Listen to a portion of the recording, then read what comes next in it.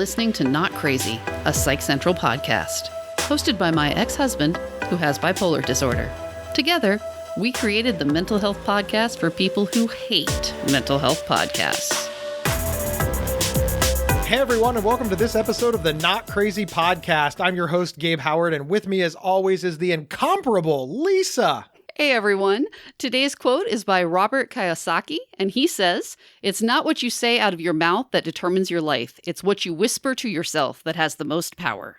My negative self-talk is like 100% in my own head. Nobody else can hear it. My brain is saying to me, Gabe, you're awful. Gabe, you suck. Gabe, nobody listens to your podcast. Gabe, everybody hates you. But it's not audible. Is that what your negative self-talk is like, Lisa? No, not even a little. I keep up this constant running dialogue with myself, and I do it out loud.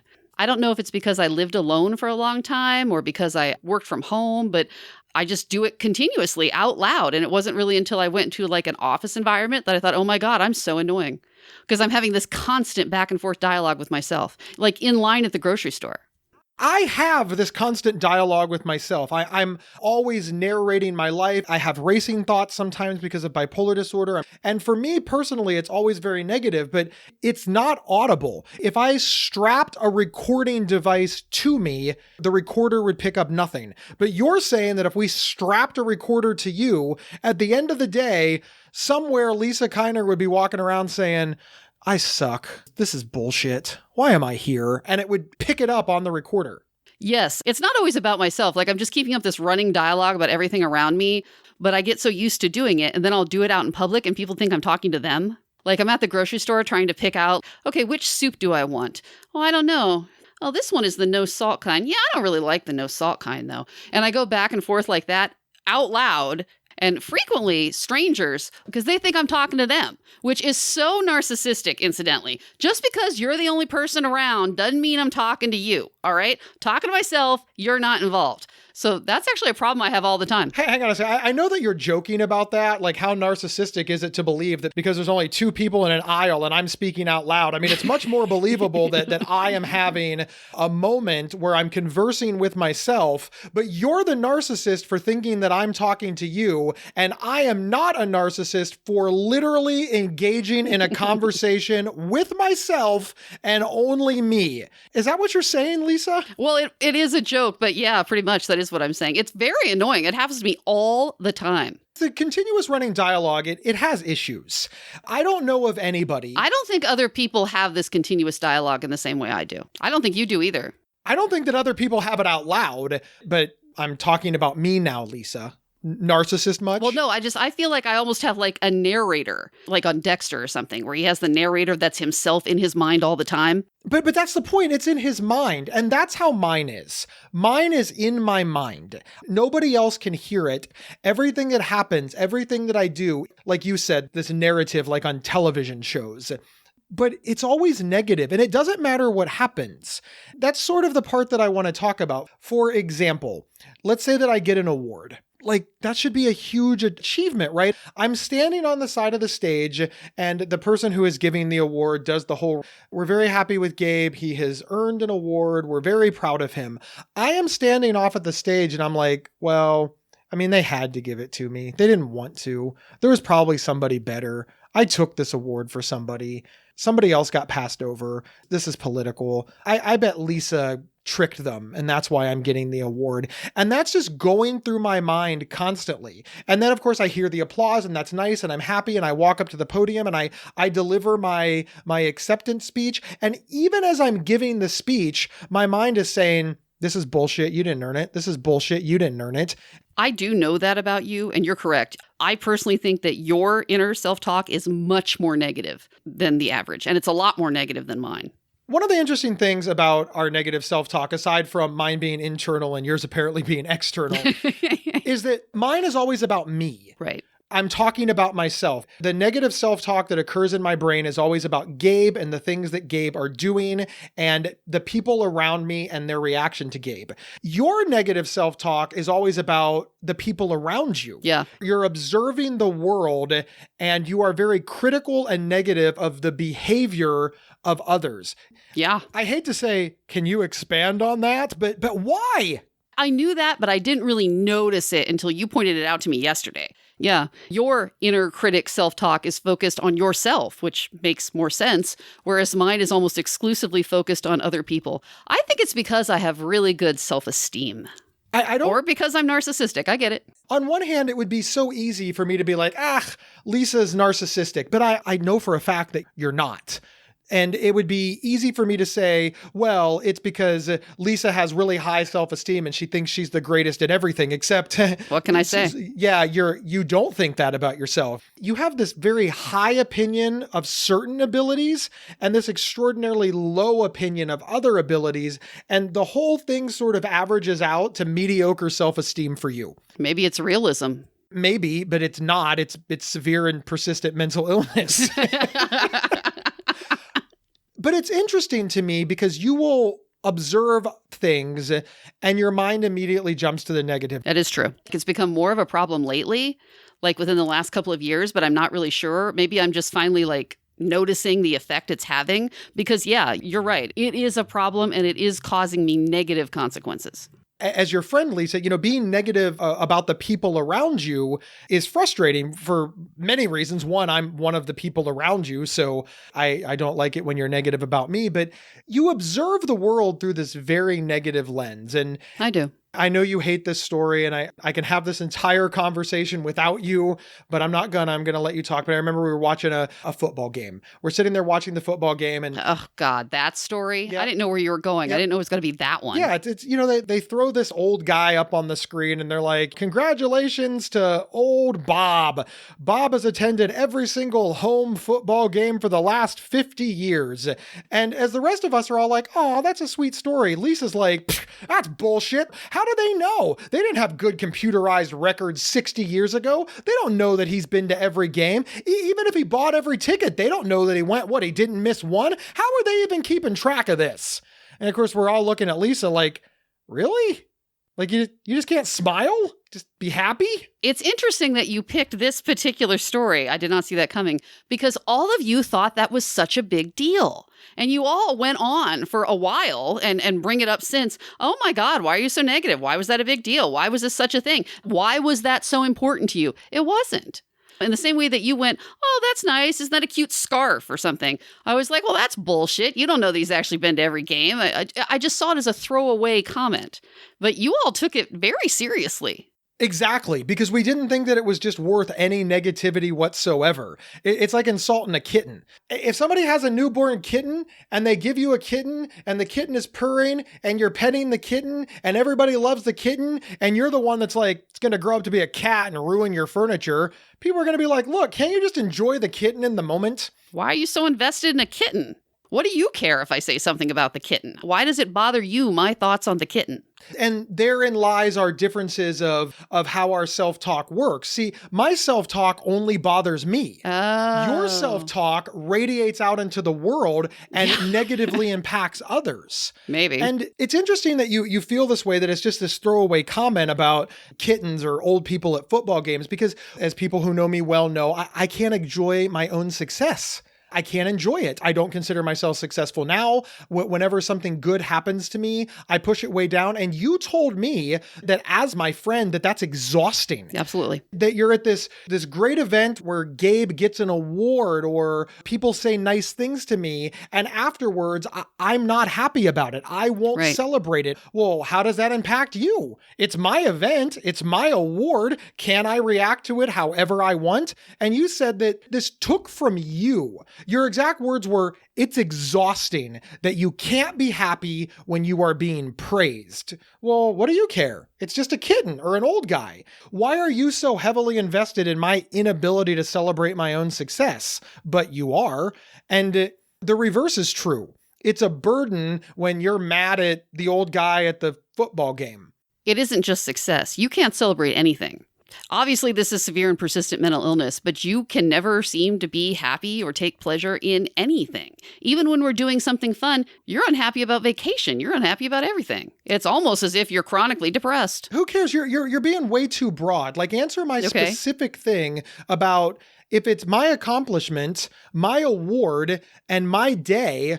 Why is it exhausting for you? Why do you care if I'm unhappy at my own accomplishment. And don't say because I'm also unhappy at vacation. Okay. I'm not trying to be a jerk here. Like you always say, a gift given is a gift received. You give the gift. It's my decision how to use the gift, react to the gift, enjoy the gift, love the gift. Gift giving doesn't include strings. That's true. That's a good analogy. So here I am, I get an award and I'm like, hey, I probably don't deserve this award. Why can't you be like, hey, Gabe, all right, well, you should be proud of yourself. Why is it exhausting for you? Why is my negative self-talk about something that is mine, why does that bother you?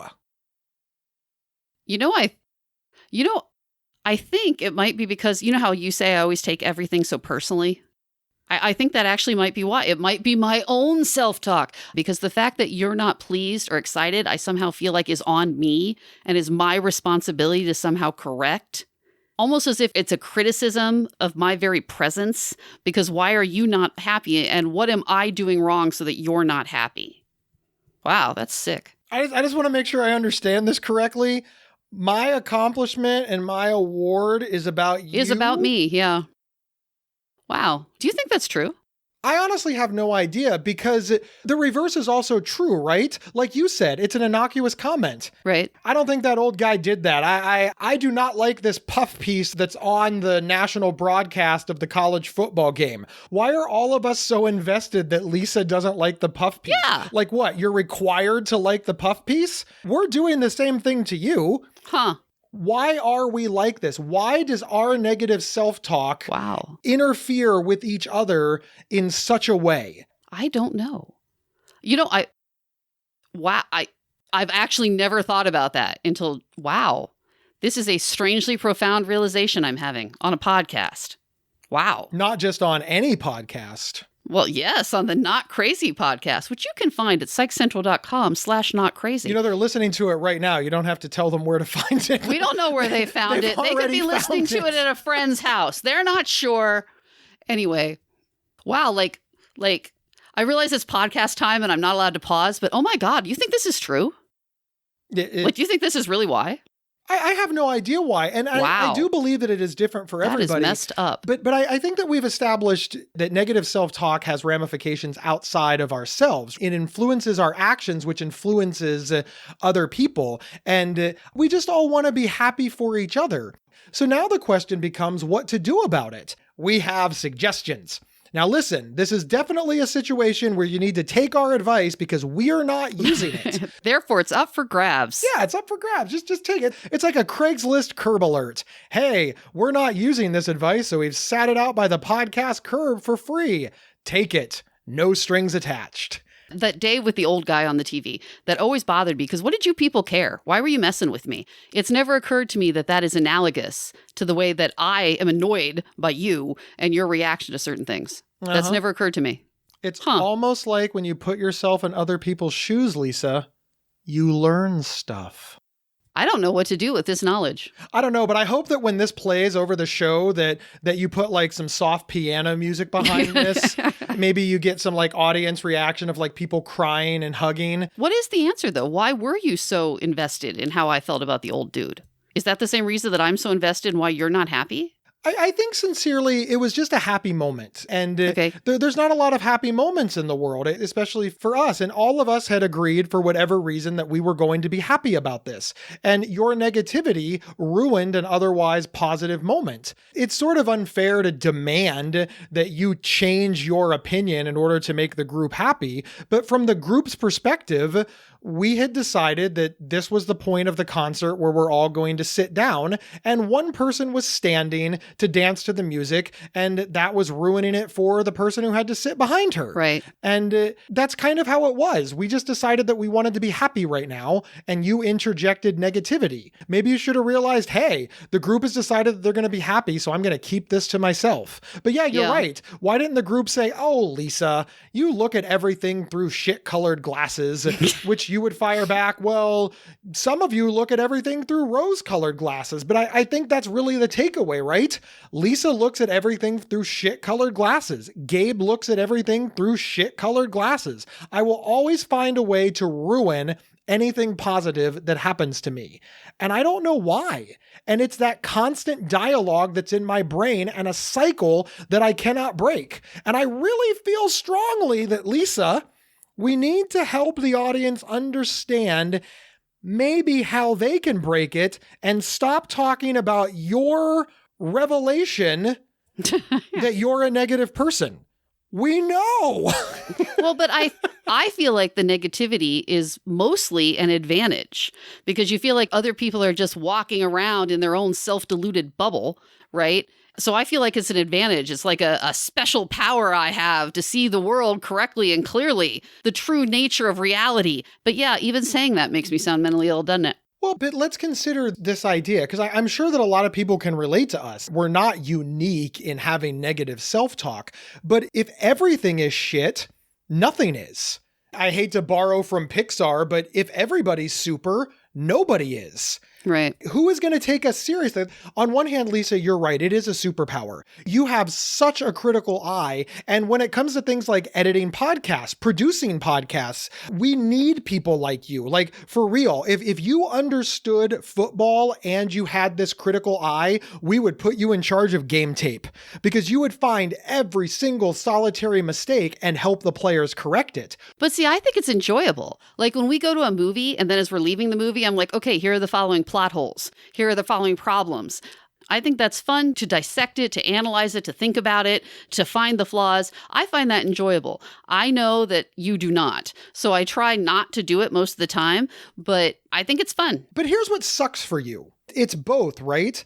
I love listening to podcasts where they do that. Oh, yeah, absolutely. Where they dissect the shows or, there's famous YouTube channels like How It Should Have Ended or I love that Cinema shit. Sins where they talk about, Cinema Sins is my, I love that guy. I want to be friends with him. I love stuff like that. The question is, does that guy show up at every single party and the minute somebody says, oh my God, I loved the new superhero movie, he sachets over and says, well, actually. Well, if he does, I want to be his friend and I want to be at that party. Do you? I do, but apparently no one else does. Just every single time you have an opinion about anything, this guy just materializes and says, well, actually. And then corrects you? But he's not saying it's bad. He's just giving you more information. Just because he's pointing out the following things doesn't mean it's an overall negative. He's just sharing with you more. He's adding to your enjoyment or your knowledge store or the information you have. He's not taking. Are you sure? For me, yes. This is going to be somewhat controversial, but let's talk about like mansplaining, where men explain to women their point of view. But aren't these men just adding to your knowledge base? Aren't they just giving you information that you may or may not already have? You could use it or you couldn't use it. I mean, why is it so problematic then? Aren't they just giving you the male perspective to a female problem? For the record, I don't agree with any of this. I think there's a large slice of misogyny and problems in this general idea that maybe women don't understand their own experience and most of this men are just being jerks. But do you think that's an analogy? I hate it when people do that because it's condescending and it's annoying. Well, isn't it condescending of you to tell me how to enjoy the movie? The leisure activity? Why are you correcting how I watch a movie? Are those equivalents? Probably not, but potentially. You'd have to know the motivation of the person. This is where the world gets very complex. This is why people react negatively to me because they don't know my motivation. They don't. They think that you are correcting their experience or their opinion. They assume a negative. Little do they realize I'm helping. Really? So yes, you're welcome. The woman who assumes the negative is mad at other people for assuming the positive, the negative. Oh, damn. This is becoming a very depressing podcast. Wow. Okay. Damn. Maybe this would have been a better quote for you to use. I'm not correcting your quote, Lisa, but we judge ourselves by our intentions and other people by their actions. Right. You know that your intentions are pure, but other people, all they have to go on is your action. Yeah. And your actions are, you're crapping all over something that they like. They just want to enjoy it. It's a leisure activity. They don't want to have an in-depth conversation. They're just at the grocery store. They just thought a stranger was saying hi. Their intentions were extraordinarily pure, but in your mind, you only had their actions to judge them. And their action was they were interrupting you. They didn't realize they were interrupting you. So you lash out. Now, you don't lash out in any huge way. I don't want people to get the idea that Lisa's throwing canned goods at strangers. She's just in her own little bubble, and she just thinks that people are rude for bothering her while she's trying to shop. Yeah. But they would think that they would be rude for ignoring you if you were in fact talking to them. So I think that both of you are correct. You're both being completely pure, but then you both leave with this negative experience that is rooted in just this complete misunderstanding because of the way that each person views the world. That happens to me all the time, that people think I have a much higher level of emotion or investment in something than I do. Like, I'll say something and they'll be like, wow, you have strong opinions about this, or wow, you've really thought about this, or oh, I can see you're really upset. And I think, but I'm not. I'm not really upset. I'm just talking. I don't have strong opinions about this. Oh my God, you're so upset about this. No, I'm not. Just bleh.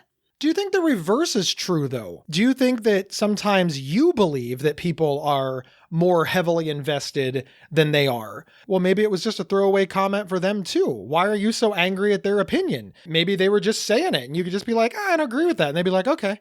I don't feel like that happens very often. I feel like I don't really care about what people say most of the time. Really? You just told a story about how you were offended that the person at the grocery store replied to you. That was a joke. Was it? I'm serious, Lisa. Was it you? It's just annoying. Exactly. Why is it annoying? You're out in public. The person thought you were talking to them. They were mistaken. No big deal. Why does it have to be anything? Why does it have to be positive or negative? It makes me feel better to talk out loud. I don't like to have the internal dialogue to myself. I prefer to speak aloud. But I don't notice when I'm doing it anymore. And so I've been trying to stop myself. I've been trying to notice it more often. And yeah, it's not going well. I love doing ex-wife therapy live on the podcast. Lisa, we have beat to death what running thoughts are. Okay, sorry. We should go back to your negative self-talk. Aw, but I was having so much fun picking on you. This might be the first time in history that something is about you and you've been like, we need to make this more about Gabe. I just think you're way too hard on yourself. You always have been. I can't enjoy things because I'm always waiting for the other shoe to drop. And I don't know if that's because... Yes, you're always waiting for the bad thing to come. And the bad thing always comes. Yeah, no kidding. Why do you say no kidding? Like, why do you say it that way? Well, the obvious answer is because 1, it's a self-fulfilling prophecy. And 2, if you look for it, you'll always find it. Something bad is always coming. The award show always ends. The day always ends. All humans eventually die. Something bad is always coming. But so what? Here's the problem that I have with this. I don't know when I cross the line between saving for a rainy day and hoarding resources. Okay. People recommend that you have money for a rainy day in case your car breaks down or in case you have to fix something in your house. And that's really good. But then on the flip side of that, you can become miserly or greedy, right, where you're just hoarding all of this cash or forcing people to pay for you because you're a jerk. And you claim that you're doing it because you have to keep yourself safe. The Scrooge analogy. Right? Yeah. Scrooge has tons of money, yet he refuses to use any of it to make his life better or other people's lives better, and he's just a real jackass. But nobody would recommend that Scrooge give away every single dime because then he couldn't afford food, shelter, clothing. So where's that line? I have trouble with that because sometimes people are like, look, Gabe, go out, enjoy yourself. And I'm like, I don't think that's a good idea, especially right now, like with COVID. Being a public speaker means I need to be able to speak in public. So obviously business is way down. Well, does that mean that I shouldn't enjoy life? Does this mean that I was right? I'm ready for a world pandemic, but is that reasonable? You understand what I'm saying, Lisa? Yeah, but you're mixing the analogy with the reality. There's not a finite store of happiness or enjoyment. There is a finite store of money or worldly goods. Are you actually saying that the following good thing is happening, and the reason you're not happy is because you might need to save that happiness for later? Like if you use up all your happiness right now, there won't be any for the next time when something even better happens? Is that what you're saying? I think what I'm saying more is happiness elevates you. which means when the negative thing comes, you have farther to fall. Okay. So I'm staying grounded. That's literally a term. I didn't make it up. I'm staying humble and grounded and not getting ahead of myself so that when the negativity comes, I don't have that far to fall. So it's a self-protective thing. It's very self-protective. I don't believe that any of the success that I achieve is real. I don't believe that I have earned it. I don't believe that I deserve it. And when people are like, well, Gabe, you've done this great thing, and here's an objective measure of your accomplishment. It's objective. It's not my mom telling me or you telling me or my wife telling me. Like, it's an objective measure. Gabe, this many people downloaded your podcast. It puts you in this percentile, and that is an achievement. Congratulations. I'm like, well, but if they all stop listening, right, that means my show failed. I don't want to get ahead of myself. And you're like, can't you just be happy that this week, this many people downloaded your show? No, because I have to be ready for next week. Because then you'll be even more unhappy. Well, yeah. What if the show fails? Right now people are listening to the Not Crazy podcast. Thank you very much, by the way. But what about next week when you all decide that I suck and stop listening? I don't want to get hurt. If I never celebrate my success, I will never be unhappy when I lose it. We'll be right back after these messages. Interested in learning about psychology and mental health from experts in the field? Give a listen to the Psych Central Podcast, hosted by Gabe Howard.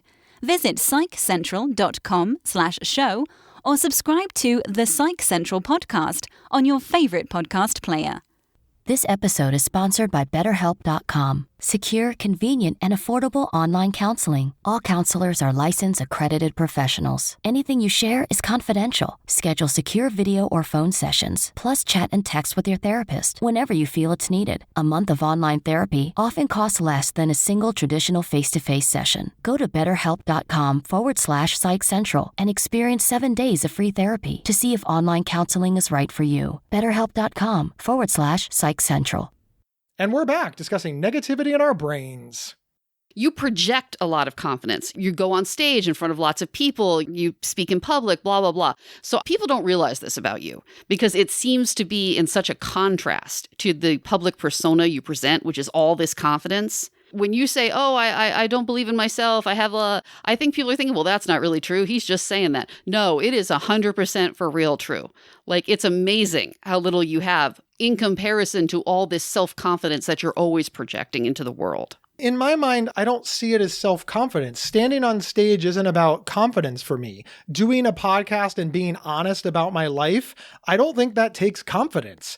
What is it then? I consider it helping other people. Like, I guess in a way I have confidence in my ability to be honest. I have confidence in my ability to say what's right. I have confidence in my desire to help myself and other people. I believe that people like me, people living with severe and persistent mental illness, I feel that we don't have a voice. But that doesn't mean you want to be the voice. Most people aren't comfortable being said voice. I feel like somebody needs to do it, and there just wasn't a lot of people doing it. There's more now, but you remember when I got started a decade ago, there was next to no one. Yeah. There were some national folks, but in my city, in my town, for the longest time, I was the only one. Yeah, now they're everywhere. There are certainly more, not nearly enough. With the rise of the internet, with the rise of organizations, like This Is My Brave and PsychCentral.com and The Mighty, and there's lots of good organizations that we partner with that are getting the word out more and more and more and more and more. But where do you think this comes from? I don't know. This lack of faith. I mean, is this like a deep-seated childhood thing? I mean, why do you have this and what would it take? Nothing. There's nothing. There is absolutely nothing that I think will ever work. I think it comes from the fact that one day I was on top of the world. I believed that I was invincible, partially due to my age, partly due to my race, partly due to me being male. Mania. And of course, partly due to delusions of grandeur and mania. Yeah. Don't you think it's almost all mania? Maybe. Sure. Let's go with yes. Okay. I don't think that I am the only upper middle class white male to fail one day and then suddenly be scared of his shadow. But the addition of delusions of grandeur and mania certainly did not help. But one day I was on top of the world, doing extraordinarily well at a very young age. And then I was at the bottom being kicked around like I was garbage. And that hurt a lot. I woke up in a psychiatric hospital where I couldn't even walk through a door. Who the hell tells Gabe Howard that he can't walk through a door? That is traumatizing. But did all of this start then? The dialogue used to be, Gabe, you're great. Gabe, you're great. Gabe, you're great. And now the dialogue is like, you are garbage, buddy. It's very protective. I think that most people have negative self-talk to protect them. I think that's what changed for me. So you literally think that was the turning point. So like when you were 16 and you're in high school, you were sitting around with the positive self-talk of I'm great, I'm great, I'm great. Well, that's really tough because I was fat and couldn't get laid to save my life. I was also a redhead. I was a failed abortion and a carrot top and every other, soulless ginger. Well, but so when you say that this is the point where it flipped for me, you're saying this was the point where I decided I needed to have this self-protective attitude. Is that actually true? So you're telling me that before then you had all this confidence and you were taking joy in things? If you got a promotion or a raise or whatever, you were finding happiness in it? Because I find that hard to believe. I think that you are right that it was mania. For a period of time, I believed I was successful. I believed that I was happy. You had bouts of extreme depression and suicidality before diagnosis, before that ultimate manic trip, right? How come the mania is the thing that's imprinted in your mind? How come this other stuff isn't? The mania felt good. I miss feeling good. But you're remembering that as being your default state when it was not. No, it wasn't. No one has that default state, period, much less when they're younger. So why are you remembering that as being the default state that you can't get back to? I don't think I ever had stability. Well, yeah, obviously. This is the most stable that I've ever been. Right. And I think that I believe that stability means not thinking that you're bad, but also not thinking that you're good. I think that thinking that you're good is giving into mania or delusion of grandeur. I think thinking that you're bad is giving into depression or suicidality. So thinking that you're just meh. But you don't think that. You don't think you're meh. Yeah, you're in the active negative. No, you don't. You are on active negativity. You are in active badness. Yeah. I disagree. I think that you are... Okay, you're at the award ceremony. Right. You're not sitting there just like, and people are like, oh my God, why aren't you happy? You are sitting there actively unhappy. You are not at a neutral state. Well, because I stole the award from somebody else. I took from somebody. All of these people are put out because of me. I hurt them in some way. So you're not in a base level of neutral. You're always at a base level of negative. You're always below zero. You're not at zero. But all of that said, there are moments of joy. When I win that award, I'm so excited. Is that true? Yeah. Remember when I got the governor's? Yeah, that was pretty cool. I was so excited winning that thing. You and I found out that I won while on vacation, and right. I called you screaming. I was so happy. Like I told all my friends, I was like, ah! And then I went to this thing and they did a magazine article. I was in the paper.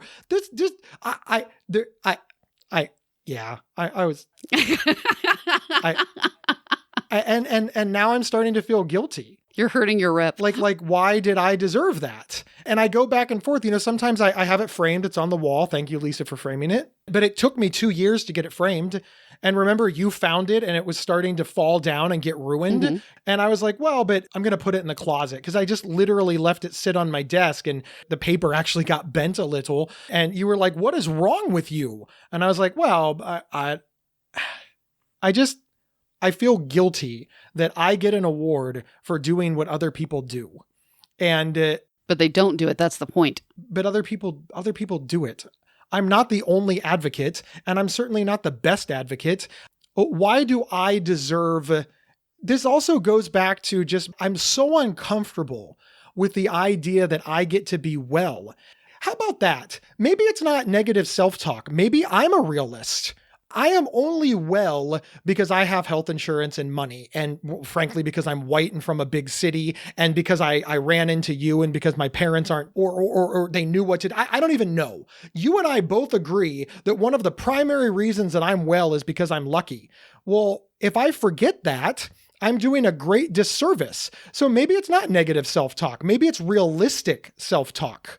It's reminding me every day not to forget that the only reason I'm here is because I'm lucky. That's it. Is that serving you though? Is that making you happy? Is that furthering your goal of staying well? Versus forgetting where I came from?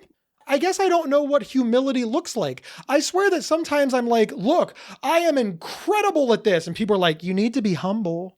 Oh, okay. All right. That's fair. All right. You're right. I don't want to forget where I came from. I will be humble now. I am okay at this. Oh my God, you can't even be happy when you get an award. I'm not good at self-regulating.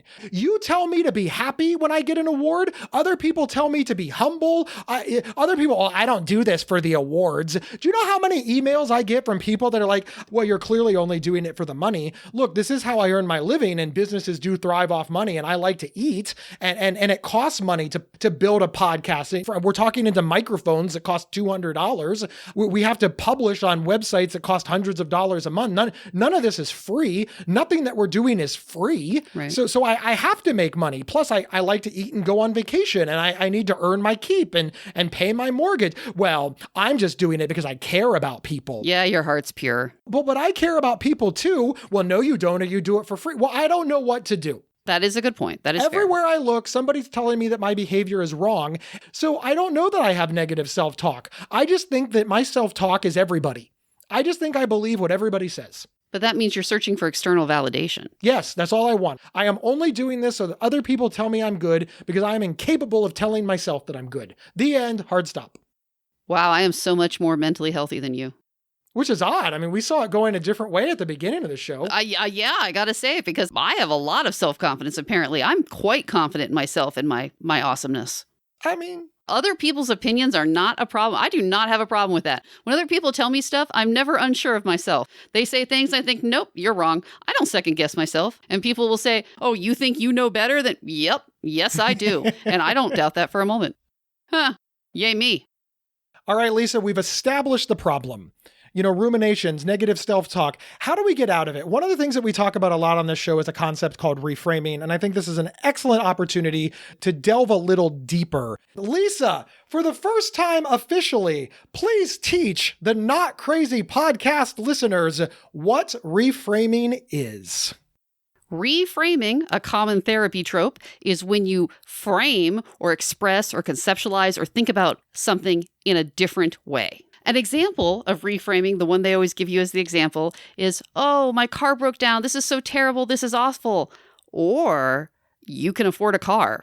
You own a car. You're good. Better example would be my mother had to loan me money to fix my car.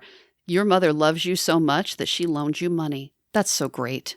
So obviously the negative still exists. The car broke down, but you're reframing it to focus on the positives, people who helped you, and the fact, of course, that you have a car. You can reframe almost anything. You really, really can. To the point of pointlessness. But, for example, I'm not negative and depressing. I'm clear-eyed and refreshingly honest. So you can lie with your reframe. That's important to understand. You don't want to go too far. See, you're not loud and annoying. You're confident and exuberant. One of the things that I like about reframing is it's sort of a fancy way to say a pro and con list. Like, I believe that everything has pros and cons. I don't care what it is. My wife has pros and cons. I love my wife. Of all the people in the world, I picked her to marry. But is she 100% perfect? No, that's utter ridiculousness. She has flaws. But obviously, if I focus only on her flaws, well, I'm going to end up with another ex-wife and therefore another podcast. In general, reframing is, instead of looking at the negative, it's looking at the positive. Lisa's right. You can abuse anything. Reframing. So you're doing it now. You're doing it right now. Gabe is a little bit overly obsessed with reframing. Whenever I say something negative, you're like, but how can we reframe that? And just now, people can't see you, but when you say the words reframing half the time, you draw a square in the air with your hands. It's not a square. It's a frame. It's a frame. I know. He actually holds up his hands and draws them in a square shape. It's like, no. You need to reframe as he draws. It's really annoying, frankly. Like, well, why do yeah. you just, it's... I don't dislike it. You just You're a lot. You feel about reframing how I feel about mindfulness. That even though mindfulness has tons of data that shows it works, lots of people love it. It's supported by literally study after study after study to show that it's extraordinarily helpful. For whatever reason, I just hate mindfulness. You feel this way about reframing. No, I don't. Every time I say reframing, you roll your eyes. Listen to the tone of your voice. You weren't just giving an example. You were literally saying it in like a mocking sing-song voice. Okay, that's fair. What is it about reframing that bugs you so much, Lisa? Wow, I am getting annoyed by the completely introspective tone of this podcast. Once again, new revelation I'm having right now. I don't know what it is that bothers me about it so much. I think you do it too much, and you making that hand gesture is really annoying. But why do I think that? Because after all, it is a positive thing and one of the few cognitive behavioral tools that you are able to utilize effectively. So yeah, why do you think I can't stand it so much? Because you're mean? No, for real. What do you think? I think in some ways, one of the reasons that you dislike it is because I like it so much. I think it's sort of a trauma response. It's kind of like if you're eating chocolate chip cookies and then you get in a car accident, you can never eat chocolate chip cookies again. Every time you bite into a chocolate chip cookie, you associate that horrible experience.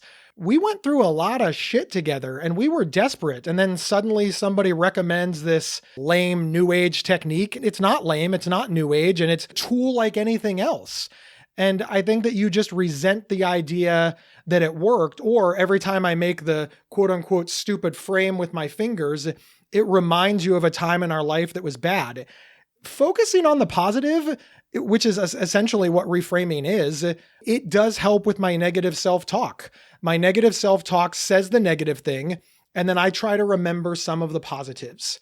It's sort of like Mr. Rogers' mom said, you know, how do you watch the news and see all of this horrible things happen on the news? And Mr. Rogers said that his mother said, look for the helpers. When you see all the horrible stuff happening, look for the people running in. Look for the people who are helping, the EMTs, the heroes, the aid workers. Look for the people helping.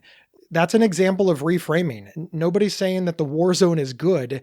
We're just saying that there are some good things happening. There's a positive, for lack of a better way. But I think you, Lisa, have trouble getting over the fact that, whoa, you're reframing a war zone? No, you need to focus on the war zone. War is bad and horrible and wrong. Don't you reframe that to there are helping people. Then you're forgetting the war zone. Yeah. And you have a right to want to focus on the war zone. Do you know how many things get reframed and we forget about the root cause? And then bad things happen. Exactly. So reframing doesn't mean forget about the bad thing or forget about the root cause. It just means look at the bigger picture. You said early on, Lisa, that you were a realist. Is it really realistic to only focus on the negative? Is that what you call realism? Yeah. But it's not. Realistically, positive things do happen in war zones, but you believe that by only focusing on your narrative, that you're somehow being realistic. You're not. You only talk about the horrors and you stay ultra focused on that. And I think that from an advocacy perspective and a mental health perspective, that doesn't move the needle. People stop listening to you because you're only being negative and people are looking for a positive. But you think the people that are looking for a positive in a war zone are idiots.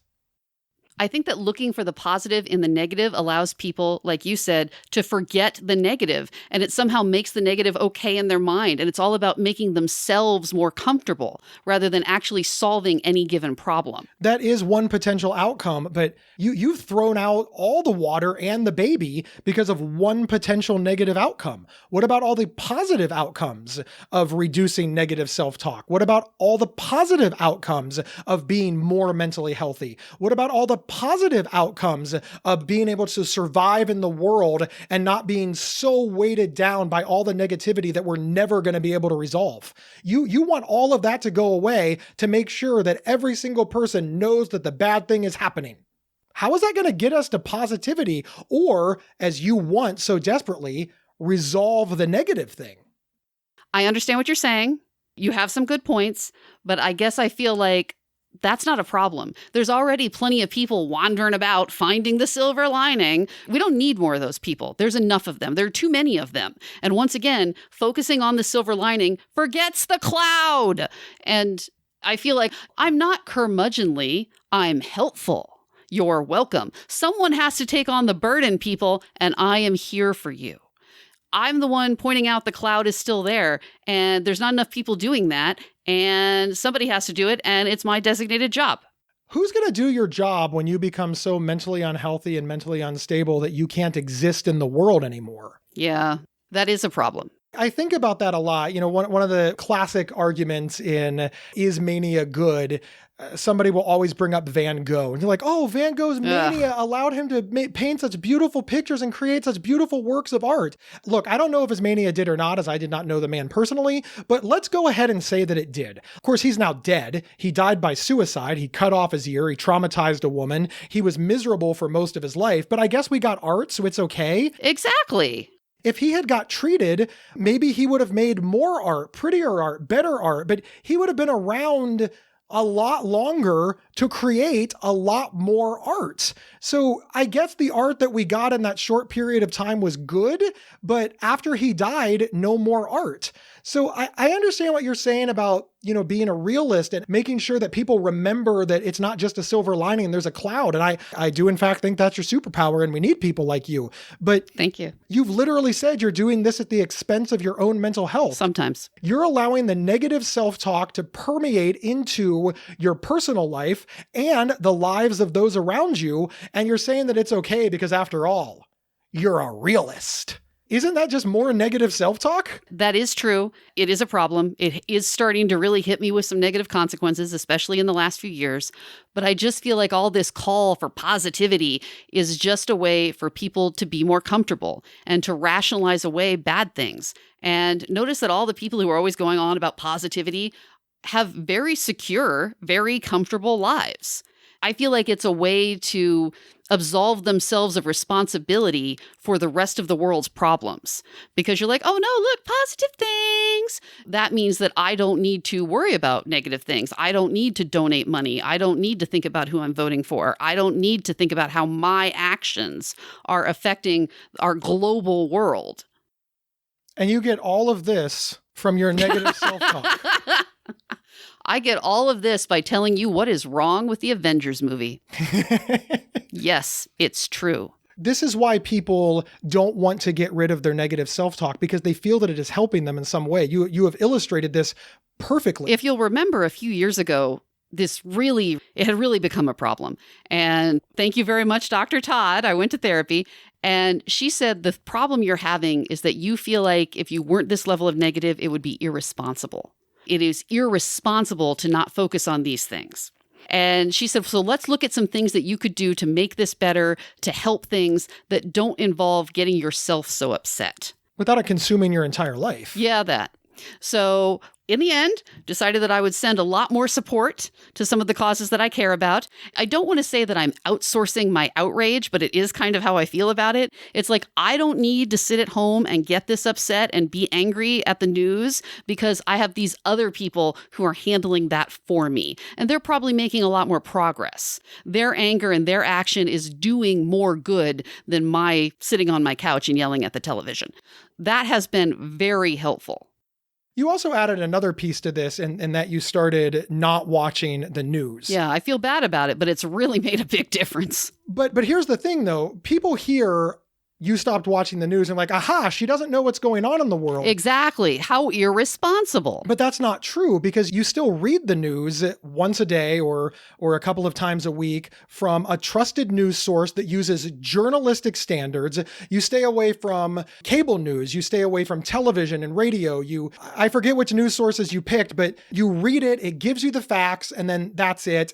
And then also the charities that you support, they send you information with what they're doing with your money and your time and your resources. And occasionally they send you advocacy points, letters to send to people. So you feel that they're keeping watch for you and you're supporting their ability to doing it. Yes, so that I trust these people to be looking out for the things that I care about. I said to the therapist, oh my God, these things are upsetting me so much. And she said, why are you exposing yourself to them then? And I thought, what? What other option is there? What are you talking about? And she said, why don't you just not do this to yourself so much? And that had not occurred to me as a choice. Things like don't read the news several times a day, only look at it from certain sources. Turn off the alerts on your phone. I have found that TV news is much more upsetting. There's something about the visual. If reading it or listening to it, the radio is much better. Stuff like that. And it has helped a lot. It has helped the negativity quite a bit. It's all about finding a time and a place for the negative things that need your attention because you don't want to do nothing.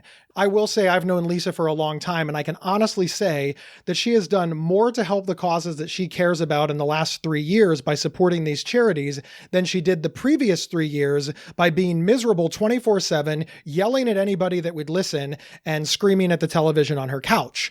And I was already supporting, but I amped my level up a lot. Yeah, you started to do more. I started to do more in a more productive channel. Lisa, I care about you very much, so I apologize for this big heaping helping of negativity that I'm about to throw at you. But Lisa's ruminations and self-talk and constant desire to focus on this negativity in the world impacted her relationships because it was all that was in her brain.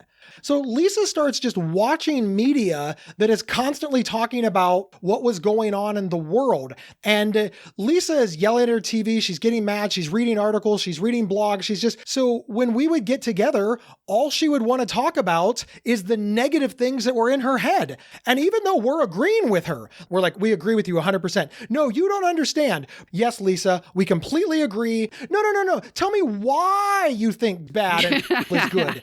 Tell me why and nobody is arguing with her, but because that's all that's in her brain, the self-talk, the ruminations, she's become obsessed. We don't want to be around her. We want to watch TV. We want to have dinner. We can't have dinner because there's nothing to talk about with Lisa because she's not consuming anything else. She's become so fixated. I want people to understand that not only is the negative self-talk hurting you, but it's hurting the people around you and it's making them not want to spend time with you, which of course ultimately makes you isolated and alone, giving the negative self-talk free reign to work more because you're not even distracted by people telling you to stop talking about it anymore. Yeah, it had become a real problem. The therapy was very helpful. These suggestions were very helpful. On the one hand, you think, wow, that's pretty obvious. So there's something that was really upsetting you that you were deliberately exposing yourself to multiple times a day. Yes. I had to pay hundreds of dollars to get a PhD to tell me that and tell me to stop doing it. So on the one hand, I thought, really, I just paid for this advice, but apparently I wasn't getting it anywhere else. So apparently I had to. And so whenever I start to get worked up, whenever I start to think, oh my God, did you see oh my God, I have to go online and send a little extra donation. I'm like, okay, there. I sent an extra $20. It's good. Okay. Obviously, that is doing more good than all of my upset was doing, to channel that upset in a different way. Obviously, Lisa, as your friend, I am so glad that you got help for it. I'm so glad. I'm actually curious. Do you think it's better now? Yeah, it's a lot better. Do I think you're all the way there? Do I think you're perfect? No. You know who's perfect? My grandpa. Like nothing bothers him. He's like, I got my own life. I got my own business. I'm fine. He's cool. Do I think that you are that guy? No. I don't think you can be that guy. But I don't want to be that guy. Yeah, that's my point. I think you need to give yourself credit for how far you've come.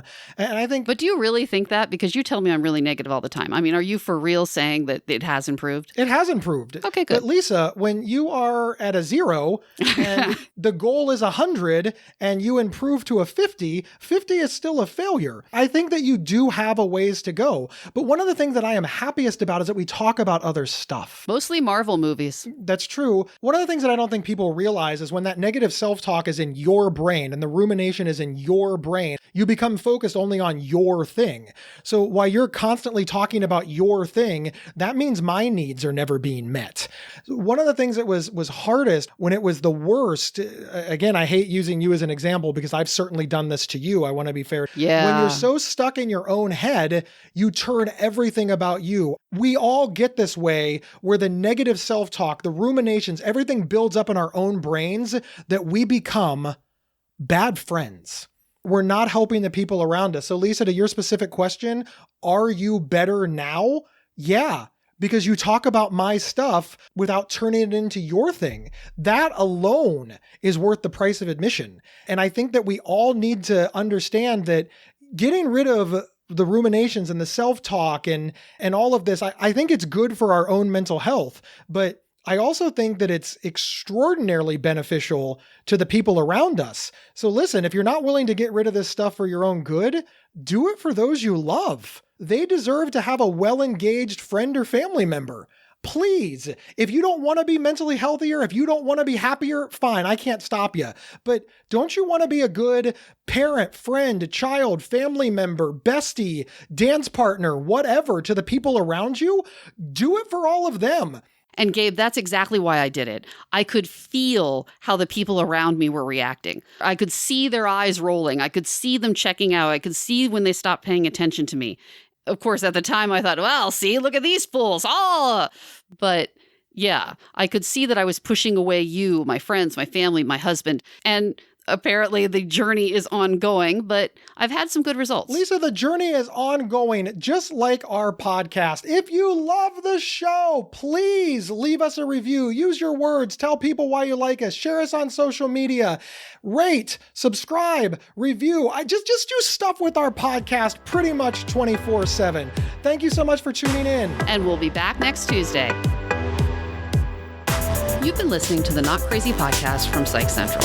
For free mental health resources and online support groups, visit psychcentral.com. Not Crazy's official website is psychcentral.com/notcrazy. To work with Gabe, go to gabehoward.com. Want to see Gabe and me in person? Not Crazy travels well. Have us record an episode live at your next event. Email show@psychcentral.com for details.